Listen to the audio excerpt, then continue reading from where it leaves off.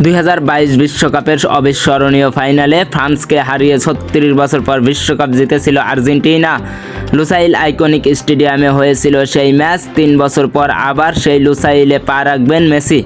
আগামী মার্চে ফিনালিসিমার মঞ্চে মেসির আর্জেন্টিনার বিপক্ষে খেলবে লামিন ইয়ামালের স্পেন। 2024 ইউরো চ্যাম্পিয়ন হয়েছিল স্পেন, একই সময়ে কোপা আমেরিকা জিতেছিল আর্জেন্টিনা।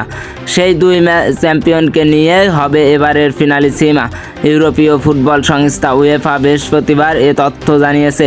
এই ম্যাচটি দুই মহাদেশের চ্যাম্পিয়নদের লড়াই। উয়েফা ও দক্ষিণ আমেরিকার ফুটবল সংস্থা কনমেবল 2021 সালে এই আয়োজন আবার চালু করে।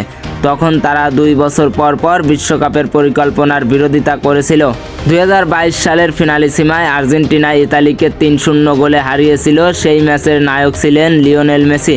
এবারও আর্জেন্টিনা ফিরছে ফিনালিসিমায়। এবার 2022 বিশ্বকাপ ফাইনালের ভেন্যু লুসাইল স্টেডিয়ামেই হবে ম্যাচটি হবে 2026 সালের 27 মার্চ। স্থানীয় সময় রাত 9টায় খেলা শুরু হবে। বাংলাদেশ সময় রাত 12টায় হবে ম্যাচটি। স্পেন ও আর্জেন্টিনা এখন পর্যন্ত 14 বার মুখোমুখি হয়েছে।